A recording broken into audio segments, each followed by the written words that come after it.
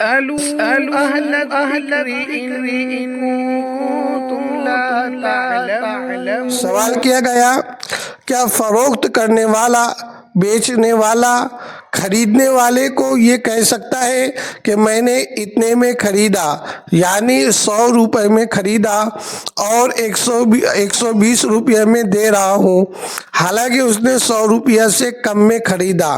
کیا ایسا کہہ کر تجارت کر سکتا ہے؟ برائے مہربانی اس کی وضاحت کریں۔ جی بسم اللہ الرحمن الرحیم۔ ایک بات ذہن میں رکھیں، تجارت حلال ہے اور تجارت کو حلال طریقے سے کرے۔ دھوکہ بازی اور دھوکے کے ساتھ، غداری کے ساتھ، جھوٹ بول کر بےایمانی کے ساتھ تجارت نہ کرے۔ احل اللہ البیع وحرم الربا۔ اور ایک بات یہ ذہن میں رکھیں کہ تجارت حلال طریقے سے جو ہوتی ہے وہ بڑے خیر و برکت والی ہوتی ہے۔ تجارت جھوٹ بول کر کرے یہ صحیح عمل نہیں۔ اس لیے رسول اللہ صلی اللہ علیہ وسلم نے فرمایا التاجر الصدوق مع النبیین والصدیقین والشہداء والصالحین۔ جو سچا امانت دار دیانت دار تاجر ہے وہ امانت دار دیانت دار تاجر کل نبیوں، صدیقین، شہداء، صالحین کے ساتھ ہوگا۔ اور دعا ہے کہ اللہ تبارک تعالی ہمیں بھی اس سب میں شامل فرما دے۔ حضرات گرامی، جو سائل صاحب نے سوال کیا ہے اس تمہید کے بعد جواب سماعت فرمائیں کہ ہمیں کوئی ضرورت نہیں ہے کہ ہم کسی کو جھوٹ بولیں یا کسی کے سامنے صفائی کریں۔ مثال کے طور پر میں کوئی ایک چیز بیچ رہا ہوں، بطور مثال میں یہ چشمہ بیچنا چاہ رہا ہوں، فریم چشمے کی بیچنا چاہ رہا ہوں۔ اب میں یہ لوگوں کو کہوں کہ دیکھو میں نے یہ 200 روپے کی لیا اور آپ کو میں 220 روپے کی دوں گا، حالانکہ یہ میں نے 150 روپے کی لیا۔ یعنی یہ جو سوال کیا گیا ہے اسی کی وضاحت کر رہا ہوں۔ یہ بات حقیقت ہے کہ یعنی جو چیز کی وہ انسان لیتا ہے تو اس کے وہ ریٹ نہیں بتاتا، وہ ایسا سمجھتا ہے کہ یہ طریقہ بتا دوں کسی کو بھروسہ دلانے کے لیے کہ دیکھو میں نے اتنے میں لیا تو اس طریقے سے بیچ رہا ہوں، یہ غلط ہے۔ تو لہذا یہ بات ذہن میں رکھیں، جو آپ نے جتنی کی خریدی ہے کوئی ضروری نہیں ہے کہ آپ سامنے والے خریدنے والے شخص کو بتائیں، اس کی وضاحت دے، یہ ضروری نہیں ہے۔ وہ کتنا بھی آپ سے پوچھے آپ صاف طور سے کہہ دیں مجھے اتنے میں فروخت کرنا ہے، مجھے اتنے میں دینا ہے۔ آپ کو اگر پسند ہے تو آپ لو، اگر آپ کو پسند نہیں آپ مت لو، اس میں کوئی ناراضگی نہیں۔ تجارت اس طریقے سے کرے، امانت داری سے، دیانت داری سے اور سچ کے ساتھ کرے۔ دھوکہ بازی، جھوٹ بول کے تجارت نہ کرے، اس کے اندر برکت نہیں ہوتی ہے۔ لہذا یہ بات ذہن میں رکھیں، کوئی جھوٹ بول کے تجارت کر کر دوسروں کو بھروسہ دلائے کہ میں نے اتنے کی لی ہے، اتنے میں دے رہا ہوں، یہ جائز نہیں ہے، ایسا بولنا جائز نہیں ہے، یہ جھوٹ ہے۔ تو لہذا آپ کتنے کی بھی لائے، اس سے سامنے والے شخص کو، خریدنے والے شخص کو کوئی سروکار نہیں۔ آپ کو کتنے کی دینا ہے، لینے والے کو اگر پسند ہے تو وہ ضرور لے گا، نہیں پسند ہے تو نہیں لے گا۔ اللہ تبارک و تعالی عمل کرنے والا بنا دیں۔ اسألوا أهل الذكر إن كنتم لا تعلمون۔ میرا سوال یہ ہے کہ ہڈی کی تجارت کرنا کیسا ہے؟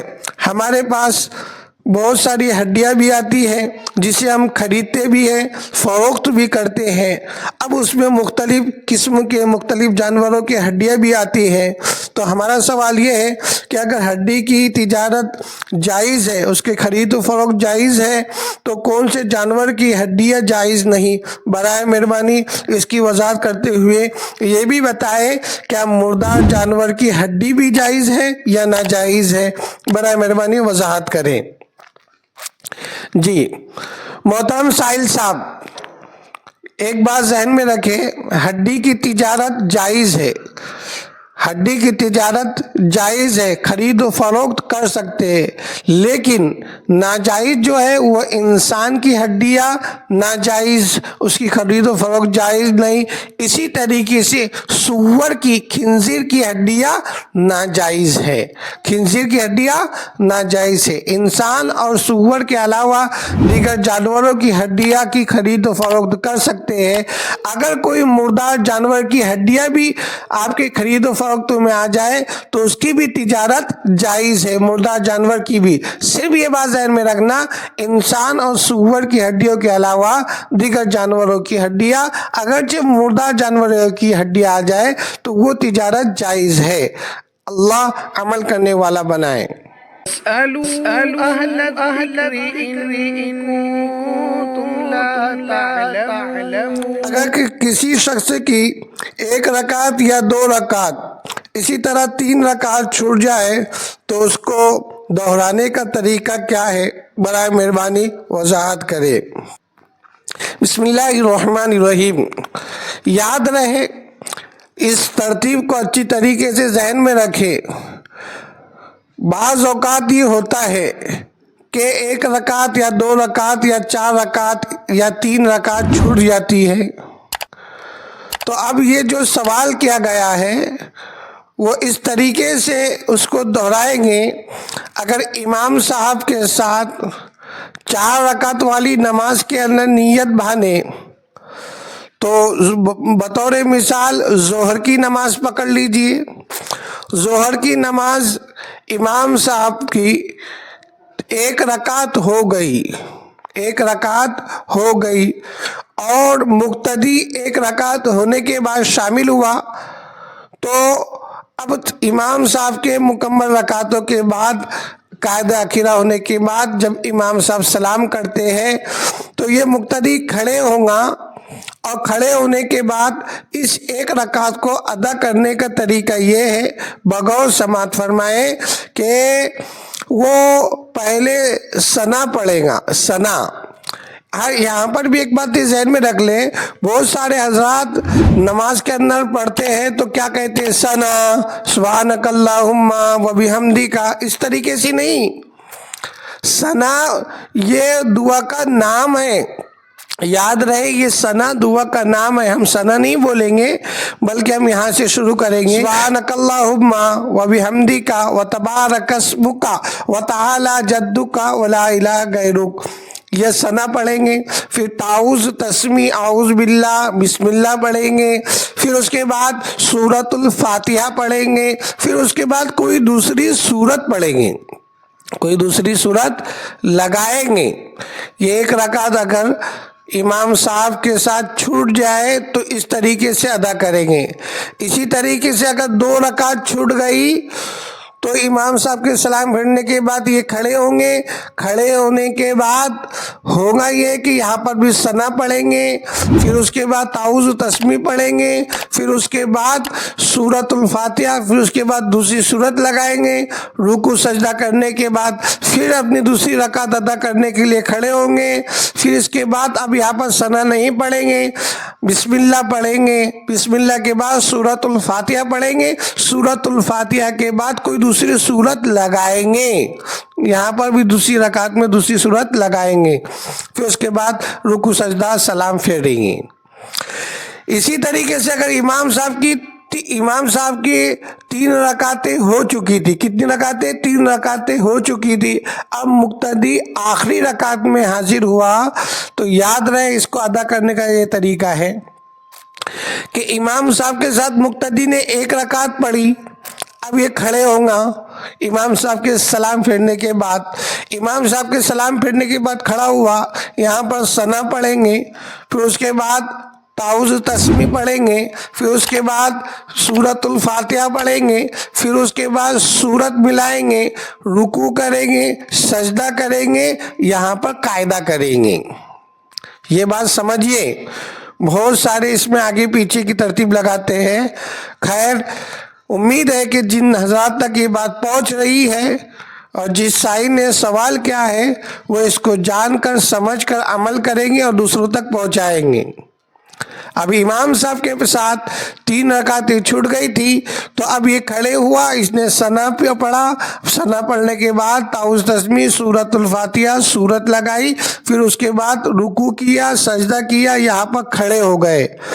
اب یہ سمجھا جائے گا کہ اس مقتدی کی پہلی ایک امام کے ساتھ کیا ہوئی؟ 1 رکعت ہوئی۔ اب یہ جو رکعت ہے یہ دوسری رکعت ہوئی۔ اب دوسری رکعت کا قاعدہ اولا کریں گے، قاعدہ اولا کریں گے۔ پھر قاعدہ اولا ہونے کے بعد یہاں پر تشہد پڑھیں گے، قاعدہ اولا ہو گیا، تشہد پڑھنے کے بعد یہ شخص مقتدی کھڑے ہوں گا، کھڑے ہونے کے بعد بسم اللہ پڑھیں گے، سورۃ الفاتحہ پڑھیں گے، پھر سورت لگائیں گے۔ بسم اللہ پڑھیں گے، سورۃ الفاتحہ پڑھیں گے، پھر سورت لگائیں گے، دوسری سورت ضرور لگائیں گے، پھر اس کے بعد رکوع سجدہ وغیرہ یہ کھڑے ہو جائیں گے۔ سمجھ رہے نا بات؟ امید ہے کہ آپ سمجھ رہے ہوں گے، نہیں سمجھے تو آپ کمنٹ میں دوبارہ پوچھ سکتے ہیں، ایک بات کو 1000 مرتبہ پوچھ سکتے ہیں، لیکن سمجھ کر عمل کرے اور دوسروں تک یہ بات پہنچائے۔ اب یہ کھڑے ہو جائیں گے، پھر اس کے بعد 1 رکعت باقی ہے۔ اب امام صاحب کے ساتھ 1 رکعت ہوئی تھی، 1 رکعت پڑھے تو اس میں قاعدہ اولا پڑھا، پھر اس کے بعد دوسری رکعت یعنی اب ان کی تیسری رکعت تھی تو اس کے اندر سورۃ الفاتحہ اور سورت ملائی، سورت ملانے کے بعد یہ کھڑے ہوں گے، رکوع سجدہ کرنے کے بعد ان کی ہو گئی 3 رکعتیں۔ اب چوتھی رکعت کے اندر سورۃ الفاتحہ پڑھیں گے، رکوع سجدہ اور قاعدہ اخیرہ کریں گے۔ اس طریقے سے ترتیب ہوتی ہے۔ بہت سارے اس میں کنفیوز ہو جاتے ہیں، لہذا یہ بات کو، اس مسئلے کو جان کر سمجھ کر عمل کریں، غلط طریقے سے نماز نہ پڑھیں، ہم ہماری نماز کو درست کرنے کی فکر کریں۔ جو سائل نے سوال کیا بہت عمدہ سوال کی ہے، اللہ تبارک و تعالی عمل کرنے والا بنائے۔ اسألوا أهل الذكر إن كنتم لا تعلمون۔ جی، سوال کیا گیا ہے کہ قاعدہ اخیرہ میں تشہد اور درود اور دعائے معصورہ کے بعد کیا دیگر قرآنی اور مسنون عربی دعائیں پڑھ سکتے ہیں؟ بسم اللہ الرحمن الرحیم۔ جی، مذکورہ صورت مسئلہ میں یہ بات ذہن میں رکھیں کہ اگر نماز آخری قاعدے کے اندر نماز میں بیٹھے ہیں اور تشہد پڑھنا ہو گیا، درود ابراہیم بھی پڑھنا ہو گیا، پھر اگر کوئی شخص دوسری کوئی دعائیں پڑھنا چاہتا ہے، دعائیں معصورہ بھی پڑھ لیا اور اس کے علاوہ دوسری مسنون جو قرآنی آیتیں ہیں، ربنا آتنا فی الدنیا حسنہ وفی الآخرۃ حسنہ وقنا عذاب النار، یہ دعا پڑھنا چاہتا ہے، اور یا کوئی سنن مسنون دعا ہے جیسا کہ اللہم اکفنی بحلالک عن حرامک واغننی بفضلک عمن سواک، یا دیگر دوسری دعا، یہ عربی کی دعائیں اگر کرنا چاہتا ہے تو وہ ضرور دعائیں مانگ سکتا ہے، اسے منع نہیں کیا جاتا، تو لہذا یہ مانگنا جائز ہے، اس سے نماز میں کوئی خرابی پیدا نہیں ہوگی۔ اللہ عمل کرنے والا بنائے۔ اسألوا أهل الذكر إن كنتم لا تعلمون۔ پوچھا گیا کہ چوری کے کپڑوں سے بنائی ہوئی ٹوپیاں اور قرآن مجید کا جزدان خریدنا کیسا ہے؟ ایک شخص ہے جو درزی کا کام کرتا ہے اور اس کے کپڑے بچتے ہیں، وہ لوگوں کو واپس نہیں دیتا بلکہ اپنے پاس رکھ لیتا ہے، پھر اس کے ٹوپیاں اور قرآن مجید کے جزدان بنا کر فروخت کرتا ہے اور کہتا ہے کہ اس پر میری محنت لگی، کیا یہ جائز ہے یا لینے والا ایسی ٹوپیاں لے سکتا ہے؟ برائے مہربانی اس کی وضاحت کریں۔ جی، بسم اللہ الرحمن الرحیم۔ محترم سائل صاحب، ایک بات ذہن میں رکھے، جو کپڑا چوری کا لے کر آئے، عام چوری کر کوئی کپڑا لے کر آئے اور اس کی ٹوپیاں بنائے اور اس کے قرآن مجید کے جزدان بنائے، تو یاد رہے یہ جائز نہیں ہے، خریدنے والے کے لیے بھی جائز نہیں ہے۔ اگر خریدنے والا شخص یہ بات جانتا ہے کہ یہ جو شخص ہے جو ٹوپیاں فروخت کر رہا ہے اور قرآن مجید کے جزدان فروخت کر رہا ہے، یہ چوری کا کپڑا لاتا ہے اور فروخت کرتا ہے، یہ جائز نہیں ہے اسے لینا۔ اگر لینے والا یہ بات جان لے تو یاد رہے ایسی شخص سے خریدنا نہیں، گناہ گار ہوں گے، الٹا گناہ کرنے والوں کی ہمت افزائی کرنا ہے، لہذا یہ سخت منع کیا گیا ہے۔ اسی طریقے سے ایک بات ذہن میں رکھے کہ ایک آدمی چوری کر کر لاتا ہے کپڑا، کسی کو اس بات کا علم نہیں، اس نے خرید لیا تو قرآن کا جزدان بھی خرید لیا یا ٹوپی بھی خرید لی وغیرہ وغیرہ، تو یاد رہے اس کے لیے گناہ نہیں، کیونکہ اس کو اس بات کا علم نہیں کہ چوری کی لاتا ہے۔ لیکن اگر اس سے بعد میں معلوم ہو جائے کہ نہیں، یہ جس کے پاس سے میں نے ٹوپی خریدا یا قرآن مجید کا جزدان خریدا اس نے چوری کر کر لایا ہے، تو لہذا وہاں پر ہی وہ اسے استعمال کرنا روک دے اور قرآن مجید کو بھی وہ جزدان نہ لگائے۔ یہ بات سمجھ میں سمجھیے، امید ہے کہ آپ سمجھ گئے ہوں گے۔ اسی طریقے سے آپ نے آگے کہا ہے کہ ایک درزی ہے، ٹیلر ہے، جو کپڑے سیتا ہے اور کپڑے بچ جاتے ہیں تو وہ لوگوں کو واپس نہیں دیتا۔ ایسے شخص کے لیے پہلے تو یہ بات واضح ہو جائے، جو ٹیلر درزی ہوتے ہیں کپڑے سینے والے، اگر کسی کا کپڑا بچ گیا، نیک راہ اور نیک عمل یہی ہے کہ ٹکڑے بھی بچے تو اسے چاہیے کہ وہ جس کے کپڑا بچا ہے اسے واپس کرے کہ آپ کا اتنا کپڑا بچ گیا ہے، آپ یہ لے لیں۔ اگر وہ اختیار دے دیتا ہے نہیں یہ تم رکھ لو، میری طرف سے ہدیہ ہے، جانے دو، آپ کے استعمال میں لے لو، پھر ٹھیک ہے، وہ ٹیلر کے لیے وہ کپڑا جائز ہوتا ہے۔ اب اس نے دیا نہیں، جب کوئی کسی شخص نے پوچھا کیا کچھ کپڑا بچا ہے اور یہ کہا الٹا، یعنی گناہ پر گناہ کہ نہیں بھائی کچھ کپڑا بچا نہیں، کچھ کپڑا بچا نہیں، پھر یہ چوری سے بھی، جس کو کہتے ہیں چوری والا کپڑا، یعنی اس نے چھپا کر رکھا، چوری کی اور مالک کو اس کو لوٹایا بھی نہیں کہ واپس کیا بھی نہیں، الٹا اس نے منع بھی کیا۔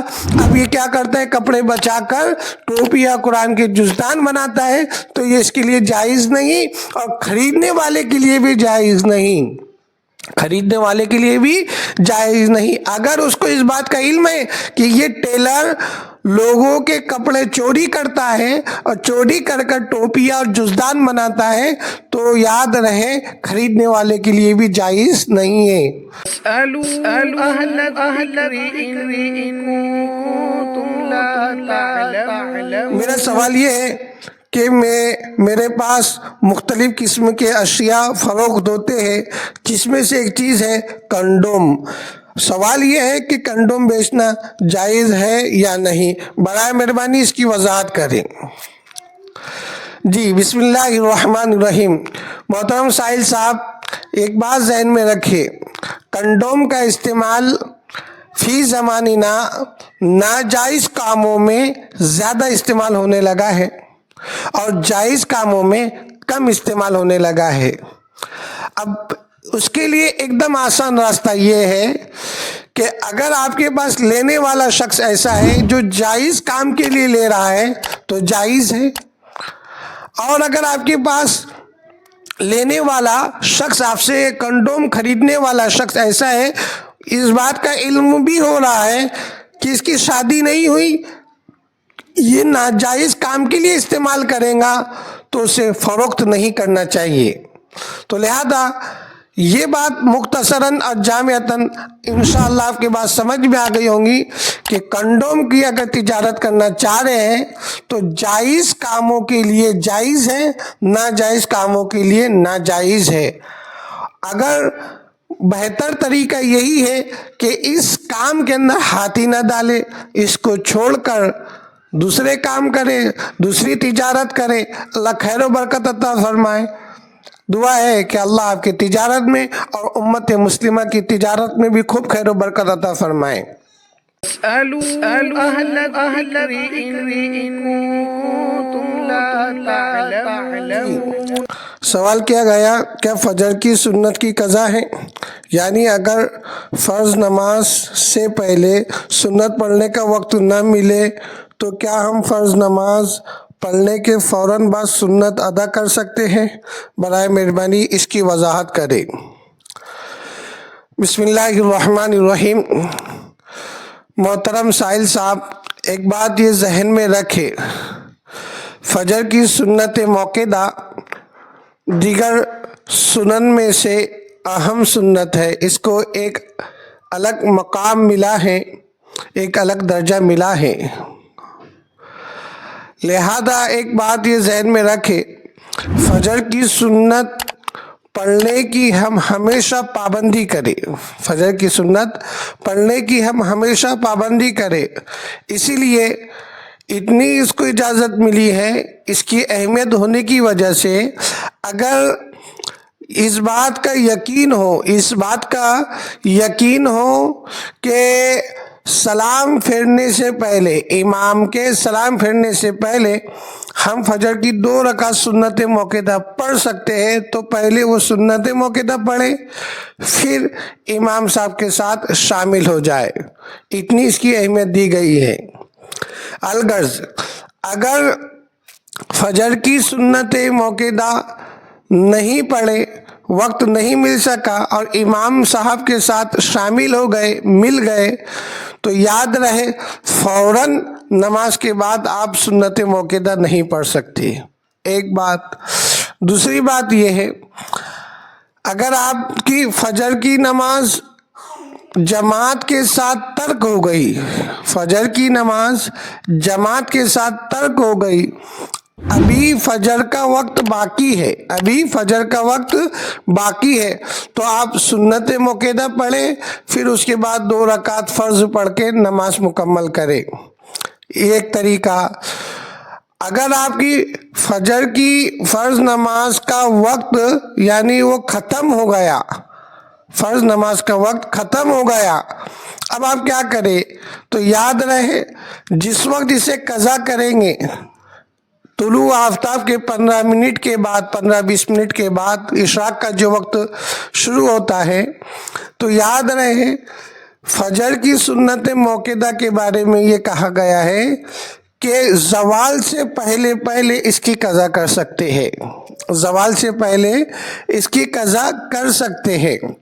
لہذا اگر جماعت آپ کی اور فجر کا وقت ختم ہو گیا، جماعت بھی نہیں ملی، فجر کی نماز بھی آپ نے نہیں پڑھے، تو آپ زوال سے پہلے جس وقت فجر کی فرض نماز زوال سے پہلے قضا کریں گے، تو یہ 2 رکعت سنت موقدہ بھی قضا کر سکتے ہیں۔ اسی طریقے سے پہلی شکل کے اندر اگر آپ نے فجر کی فرض نماز تو پڑھ لیے، یہ وقت نہیں مل پایا کہ میں سنت موقدہ پڑھ سکوں، تو یاد رہے فوراً فجر کی بات نہیں پڑھ سکتے، بلکہ طلوع آفتاب کے 15 منٹ کے بعد جب عشاء کا وقت شروع ہوتا ہے، اس وقت زوال سے پہلے اس فجر کی سنت کی قضا کر سکتے ہیں۔ تو لہذا خلاصہ آپ یہ اچھی طرح سمجھ گئے ہوں گے، فجر کی اگر سنت قضا ہو جائے تو زوال سے پہلے اس کی قضا کر سکتے ہیں۔